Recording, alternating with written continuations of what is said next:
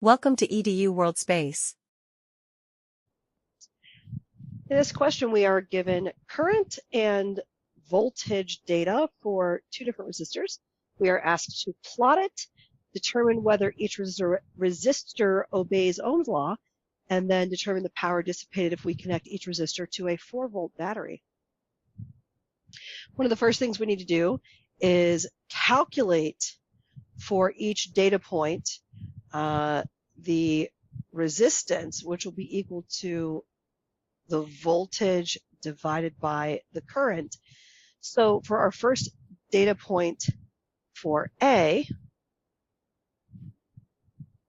I get a resistance of 5.1. And for the second data point, I get 3.11. And for the third data point, I get 1.885. And for the last data point, I get 1.145.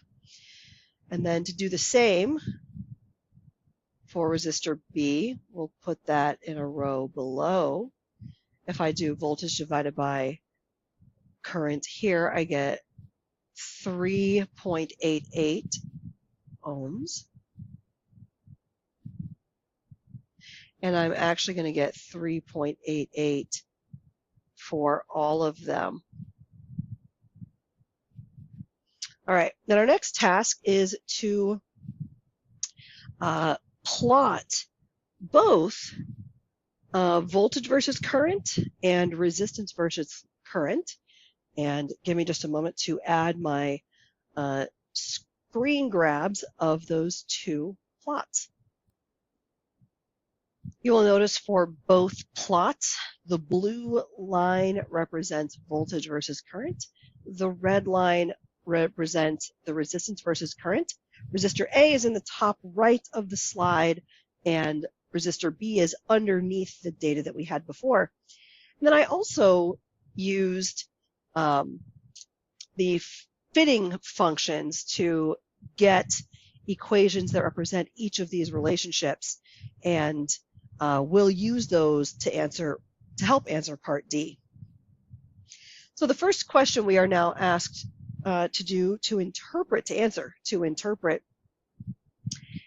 is, nope, I don't want to be inside. Hang on. I don't want to be inside that box. There we go. I'm going to go ahead and type my answers to parts B and C. And so for part B, A does not obey Ohm's law. It does not show a linear relationship between voltage and current, and the resistance is not constant as I increases. However, for C, part C, B does obey Ohm's law for the opposite reasons. It shows a linear relationship between voltage and current, and R is constant as the current increases. Okay, now to answer part D, we want to know the power dissipated when each of these resistors is connected to a 4-volt battery. So we're going to use, that means we need to know, well, what is the current at 4 volts? Because, let me actually backtrack for just a moment. Excuse me. To answer this question, we need to know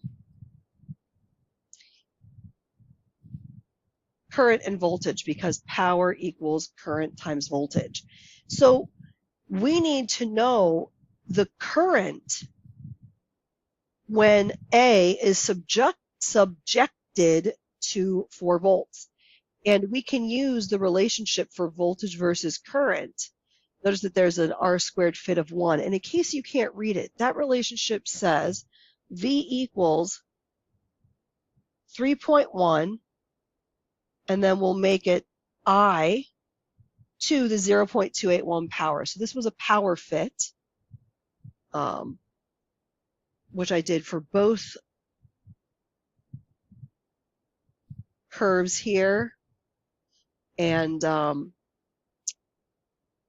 didn't need it for B because B was linear. So what we then can do is say, so 4 volts equals 3.1 times I to the 0.281 power.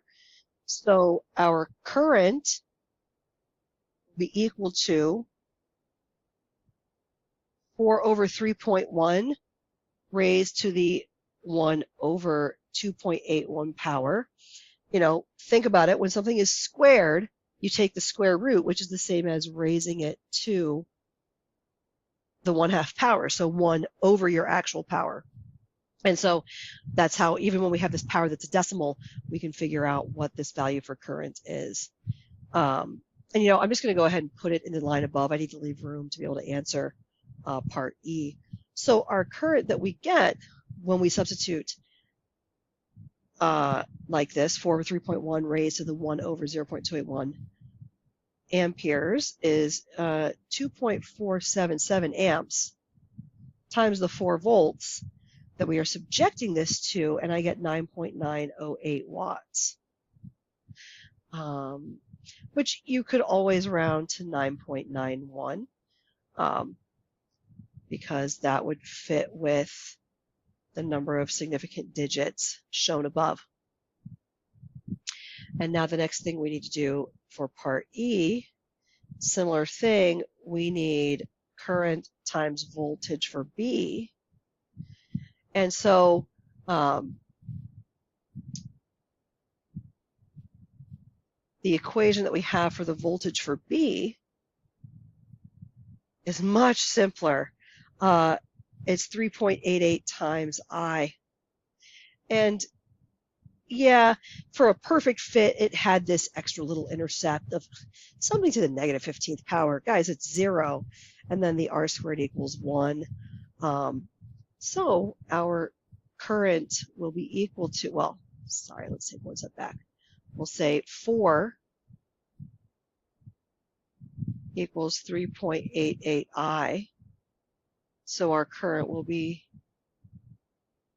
4 divided by 3.88.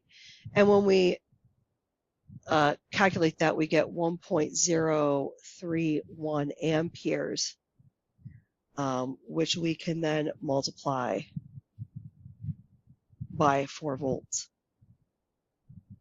And we get a wattage of 4.124 watts, sorry, but we'll round that to 4.12 watts to be consistent with the significant figures.